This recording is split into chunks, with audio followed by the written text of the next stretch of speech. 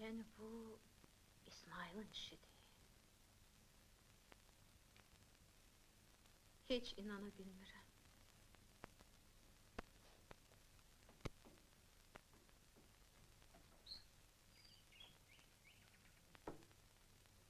Məyər o bu qədər düşüncəsizdir? Yox, o düşüncəli, ürəyi təmiz uşaqdır. Bəlkə mən onunla həddindən artıq mülayim dolanıram.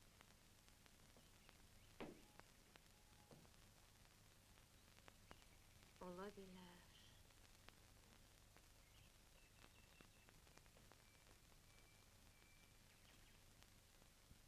Demək mən onunla başqa cür rəftar etməliyəm. İsmail,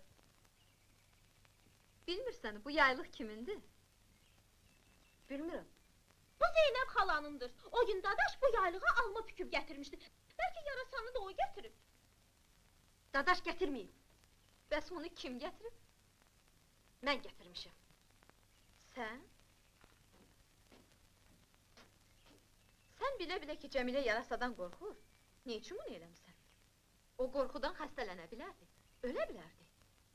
Dilini dinc qoysun. Mənə niyə lağ eləyir? Fərsiz deyir. Nə? Heç utanırsan Cəmilə? Bu nə hərəkətdir? Bəs o mənə niyə qorxaq deyir? İtil gözümün qabağından! Məndən icazəsiz bayıra çıxma! Görmürsən o neynir?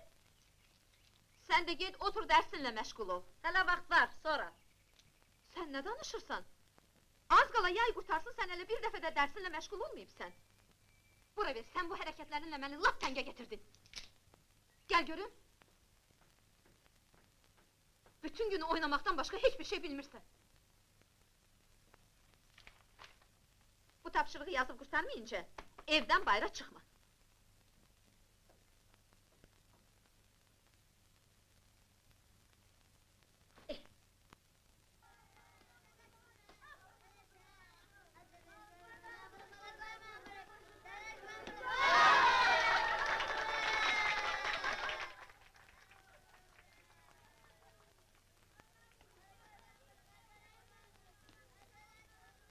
Cəmaatın uşaqları çöldə çəməndə oynayırlar. Bu insafsız, yayın bu gözəl vaxtında uşağı evdə dustaq eləyibdir. Bıraxmır ki, gedib uşaqlarla biraz oynasın. Ay Fatma bizə, belə də zülm olar. Aa, sən ondan nə olmursan?